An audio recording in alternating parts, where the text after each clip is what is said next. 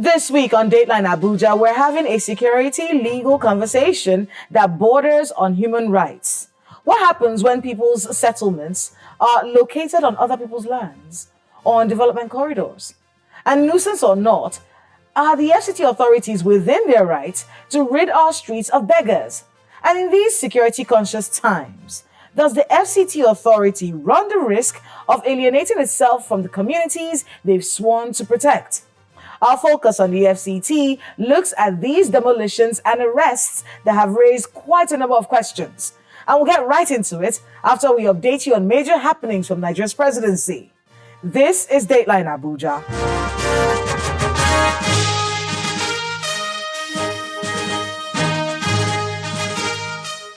Hello and welcome to Dateline Abuja. I'm Kayla Megwa.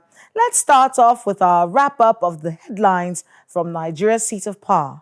President Bola Tinubu has called for an end to Israeli aggression in Gaza, warning that the conflict in Palestine has persisted for far too long, inflicting immeasurable suffering. Addressing the extraordinary Arab Islamic Summit in Riyadh, Saudi Arabia, convened to address the current situation in the Middle East, President Tinubu affirmed the country's support for a two-state solution where both Israeli and Palestinians can coexist in security and dignity. He noted that this solution remained a viable path to lasting peace in the region. President Bola Tinubu has congratulated Senator Monday Okpabholo on his inauguration as the governor of Edo State. Governor Okpabholo to diligently work to enhance the living standards of the people of Edo State and make a significant impact during his tenure. Reflecting on the transition, President Tinubu noted that after 8 years under Obasanjo's administration, Edo State is rejoining the ranks of the All Progressives Congress. President Bola Tinubu has arrived Abuja from Riyadh, Saudi Arabia, where he attended the joint Arab-Islamic Summit. The president, who arrived at the Nnamdi Azikiwe International Airport around 8 p.m., was received on arrival by the Minister of the FCT, Nyesom Wike, the Chief of Staff to the President, Femi Gbajabiamila, the APC National Chairman, Abdullahi Ganduje, and other top government officials. The Federal Executive Council has approved the medium-term expenditure framework and fiscal strategy paper, which will be submitted to the National Assembly on Friday. The Minister of Budget and Economic Planning, Atiku Bagudu, who disclosed this after the meeting, said Cabinet had also approved 47.9 trillion naira for the 2025 budget, with a 9.2 trillion naira borrowing plan to finance the budget deficit. President Bola Tinubu has appointed Daniel Bwala as his special advisor, media and public communications. Also appointed by the president are 3 director generals of various agencies. The other appointments, as contained in a statement by the special advisor on information and strategy, Bayo Ononuga, are Mr. Olawale Olokbade as the Director General, National Sports Commission, Dr. Abisoye Fagade as the Director General, National Institute for Hospitality and Tourism, Dr. Adebowale Adedokun as the Director General, Bureau of Public Procurement. The President charged the newly appointed officers to discharge their duties with dedication, patriotism, and excellence. President Bola Tinubu on Friday conferred a posthumous award of the Commander of the Federal Republic, CFR, on the late Chief of Army Staff, Lieutenant General Taurid Lagbaja. He made the declaration during the interment in honor of the late warrior at the National Cemetery in Mogadishu, Abuja. The president extolled the virtues of the late warrior, eulogizing his contributions to national security. According to Tinubu, the appointment of Lagbaja as the Chief of Army Staff was one of his finest made so far. The event had in attendance Vice President Kashim Shettima, Senate President Godswill Akpabio, Speaker of the House of Representatives, Honorable Tajuddin Abbas, Defense Minister, governors, and top military officials. The Minister of the Federal Capital Territory, Nyesom Wike, has ordered the immediate suspension of the Executive Secretary of the Federal Capital Development Authority, Mr. Shehu Ahmed. According to a press statement by the FCT Minister's Senior Special Advisor on Public Communications and New Media, Larry Olayinka, the suspension is to take immediate effect and will span indefinitely. Press statement also directs the suspended ES to hand over his duties to the Director of Engineering in the FCDA.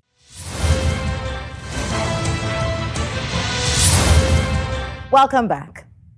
A joint security task force of the Federal Capital Territory has arrested over 360 beggars across the metropolis. The secretary of the FCT Command and Control Center, Mr. Peter Lumuji, made this disclosure in the Ruga community during an operation with a joint task security team ranging from the Nigerian Police, the Department of State Service, the Nigerian military, amongst others. Our FCT in Focus report takes a look at these arrests and recent demolitions and the protests that followed.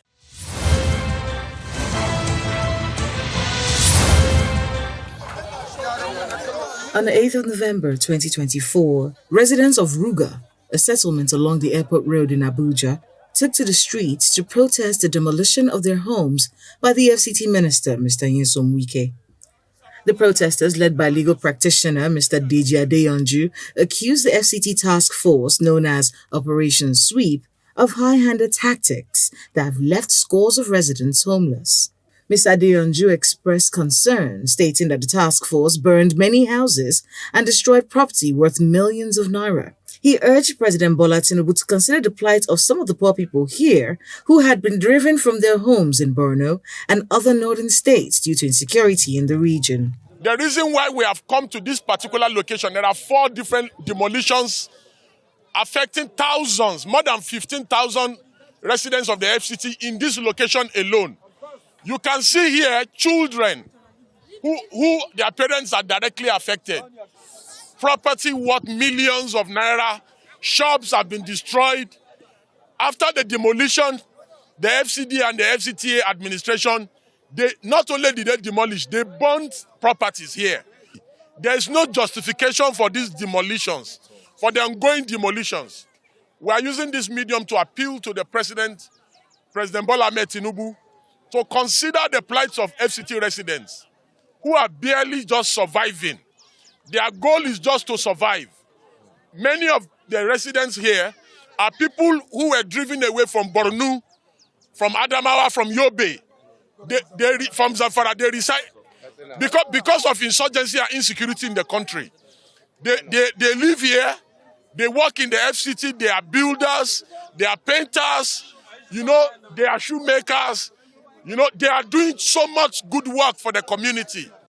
2 days later, the Minister of the Federal Capital Territory, Mr. Nyesom Wike, responds to their protest, saying his administration will continue the demolition of shanties in the FCT, and no number of protests will deter the exercise. He made the vow when he paid a visit to that same demolished Ruga community. According to Mr. Wike, the security agencies have identified the area as a loose end, and his administration cannot afford to take chances. Also, the settlement, according to him, was too close to the Kukwaba rail station.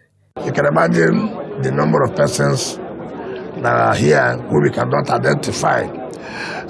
We hear a lot of crimes are being committed outside, and then at the end of the day, they come here to say, how will you know? So government has decided that we are going to go back and look at what we are going to do as far as this zone is concerned. And we have told them nobody will go to build anything, whether temporary or permanent. No, we will not allow them until government has taken the final decision on what to do on this piece of land. No amount of blackmail, no amount of intimidation, no amount of abuses. We must go about to do our job. It doesn't matter those they go and hire, they call them civil society or non-civil society. We're not interested in that. We're not against anybody. It's for the interest of everybody, members of the public. But people who come out to say, that poor people who are looking for their livings, nobody wants them to have a place. It's not correct. Security is key.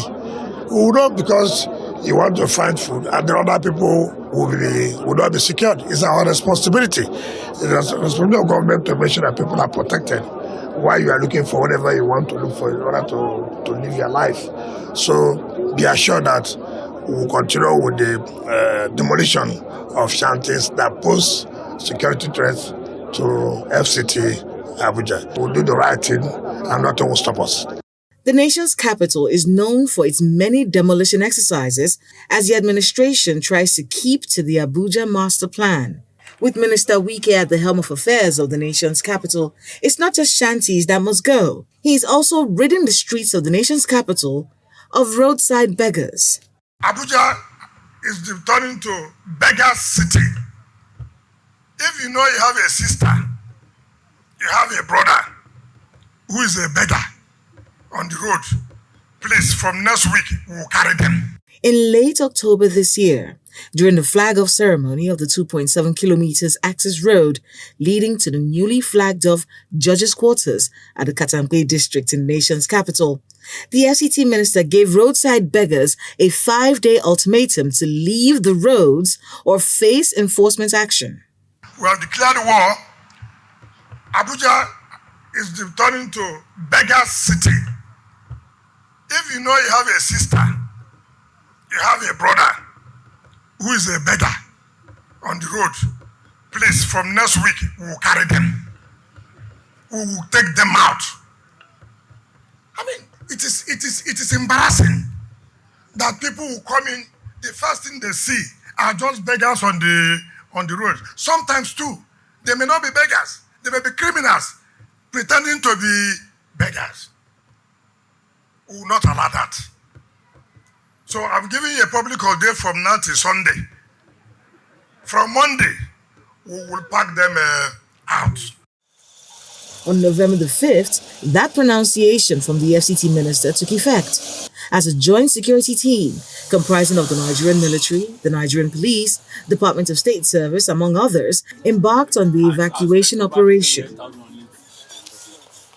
First, they make a stop at another rural community in the nation's capital, which has partly turned into a shanty town.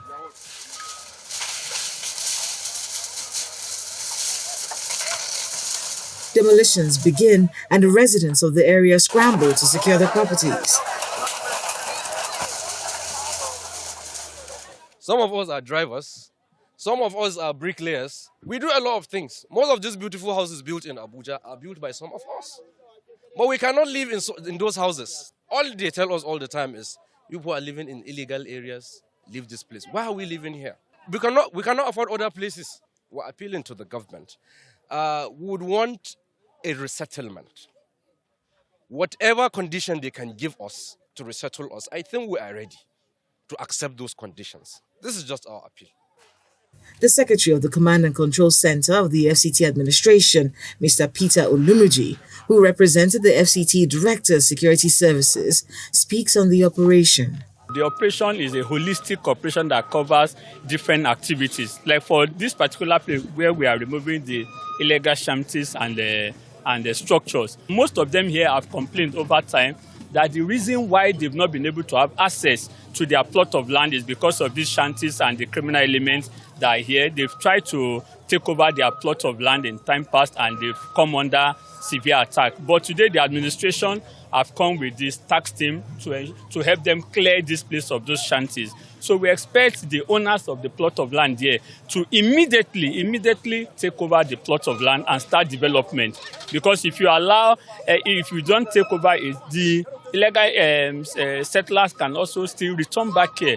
He makes further disclosure on their tactics. We have over 368 beggars presently that we've been able to remove from the street and taken to the Buhari Rehabilitation Center. And at that Rehabilitation Center, they are going to be profiled and asked the trade they want to indulge in. And based on that, the FCT administration is going to provide guidance and train them on such skills so that they can become more useful to themselves and the society and not just going around the city. From there, the team proceeds to Utako District Market, where more beggars are arrested. The Social Welfare Office of the FCT administration wants the residents of the FCT to know that the arrested individuals will be taken to the FCTA's Rehabilitation Center in Kuchikon, Buhari Area Council, where they'll be profiled and assessed. Those willing to acquire vocational skills will receive training aimed at personal empowerment, while those unwilling to participate will be returned to their states of origin.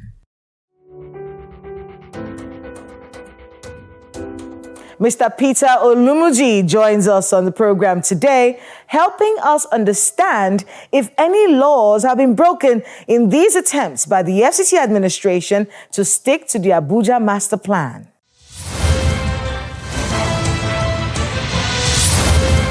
Mr. Peter Olumuji, welcome to Dateline Abuja again.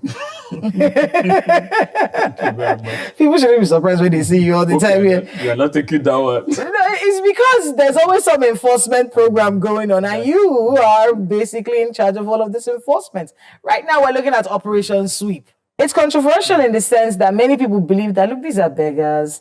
Why are you arresting beggars for? You know, and it may not look good for the optics of the place. Don't arrest. There are other ways. Why are you demolishing shanties all over the place? Why don't you create alternative housing for people? You know, because in many people's minds, there are other ways to handle these things as opposed to arrest, demolish. There are other ways. Think of other ways to handle it. So let's talk about Operation Sweep and how far the operations have gone. Yes, Operation Sweep is a special operation that was initiated based on the demands of the residents of the FCT. And the focus is not only to just demolish shanties, but also to ensure that the city center have that ambience of that real ambience of a city. And like most of, the Honorable Minister before then talked about beggars relocating out of the FCT. Now, why that? Most of the residents have complained severally about the nuisance these people have caused, and also security concerns have been raised based on their activities, especially during the evening period to night time, how they've been able to, some of them have been able to pick people's phone while in traffic. People misconstrue picking up these beggars and what happens to them. Can't you leave them on the street to operate? Yes. What the minister said is that you pick these beggars, you take them to the Buhari Rehabilitation Center owned by the FCT. They profile them, officers led by the director of social welfare, Alhaji Sani Ama. They will profile them, these beggars. Then they will ask them the trade they would like to be taught, so that they can now become more active in the society, contributing to the development of the FCT. That rehabilitation center is in Buhari Area Council. Under Buhari Area Council. Now, I've been there before. It didn't look so good many years ago. Has the place been repaired? Is it fixed? Does it have the capacity to rehabilitate these people? Now, when you have Mr. Project as the Minister of FCT, you should know that he has the golden touch in changing things in the FCT. And that center is taking a new look right now. And a lot of activities are going on there. Who runs the center? The Social Development Secretariat. Okay. They have, is under that particular secretariat. We saw some protests. Some people were very upset, for some of the settlements that demolitions happened in. I want to be able to touch on that. Let's not forget that demolitions are part of Operation Sweep. For some people, they said many of these settlers came from places where there was terrorism. They were running away from Boko Haram and terrorists, and found a place to settle in here. And then now you're threatening. You're demolishing those places, and where they're going to go. What's the plan really for these demolished settlements? You should know that the administration is just not demolishing those settlements. They are, number one, they are unplanned settlements. They are shanties. They are not meant to be What's there. What's the plan for the people there? No, now, before telling you the plan, I need to tell you what brought about that removal. Now, those plots of land belongs to residents, belongs to individuals. And when the Honorable Minister came on board, he talked about everyone developing their plot of land or face revocation. And the only way you can have access to your plot of land is when there's no encumbrance there. Most of the plot owners went into their plots, and these people attacked them. They never allowed them to gain access there. And during this Operation Sweep, and you should also know that Ruga village is along the rail corridor. The reason why the rail system in FCT have not worked for a while is because of the high rate of vandalism before this administration. If not that rail system, the metro line would have been working. And when the Honorable Minister came on board, last year, he had to carry out a security assessment of the entire rail corridor. And today, Mr. President commissioned the commercial usage of the rail system, which most of the residents now are even benefiting from it. Now, when you go out early in the morning, close to the church gate where the metro line is, you see people making use of that rail system. Now, those people that are involved in vandalism of these rail tracks, the security agencies have been able to pinpoint them to most of those shanties around there. And even those that pickpockets and the rest, they've been able to pinpoint them to that place. Those are unplanned settlement. And the plot owners want to take over their plots. Now, they have come there, they've cleared it for the plot owners to take. For example, those who are agitating for them, if they own a plot of land there, will you now tell the government that, oh, you want to leave these people to be on your plot of land, you don't want to take over? Those aren't the only two options. When you've made a very compelling argument, and many people will agree with you. However, what happens to the people now afterwards? You put them into the streets. Yes, hold on. The Honorable Minister paid an unscheduled visit to the environment late in the evening, just some few days ago. And he called them and he had listened to them. He listened to their plight. And at the end of that visit, he set up a 7-man committee from the administration point of view, which have some head of security agencies there, led by the Commissioner of Police, and now asked them to bring also 5 representatives from them. That shows a minister that is listening and caring. So there's conversation still ongoing. There's conversation going on. But again, he made a point that day. He said, look, we are ready to listen to you and also integrate you into the plan. But don't allow people to come and use you for misinformation and fake news on what is happening. You get information from members of the community. That's true. If there's a new person in town, they're the ones that tell you. If someone is acting funny, they're the ones that tell you. If there's a new drug in the area, this community that tells you. If people have moved in from the mountains, it is the people in the community that tell you. When you're doing Operation Sweep and arresting the beggars in the place and demolishing settlements, don't you run the risk of alienating yourself from these people that are supposed to be feeding you with information? Especially in these times, we have a new terrorist group going on. We still have to deal with banditry that's happening in states around us. Are you not shooting yourself in the foot, turning the communities into your enemies? No. Meanwhile, you need them to be able to keep the place secure. The operation is not alienating us from the community. Rather, is improving the security in the FCT. And besides, you should also know, like I made mention of, is an intelligence-driven operation. So at every point in time, we go back to the drawing board, get feedback from this same community. And I must tell you the fact, the feedback is positive. The crime rate in the FCT since this operation started has reduced drastically. People can move freely. Yes, there's always this fear that, this operation will move people, this criminal element from one spot against another. But any operation that is intelligence-driven, we always have getting information about wherever they are moving to. And most of these people naturally have left the city on their own. By and large, the Operation Sweep has brought sanity and safety to the FCT. I want to thank you very much, Mr. Olumuji, for being with us on the program. I know we'll have to have you again. No problem. I'll take the point. But thank you so much for making out the time to speak with us. Thank you and so good much. luck with all the work that you have ahead of you. Thank you so much.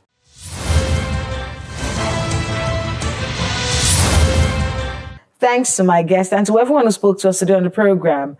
We love the information you feed us, so please remember to let us know the happenings in your neighborhood using the social media handles showing right now on your screens. Thank you so much for watching. I'm Kayla Magwa. See you next time.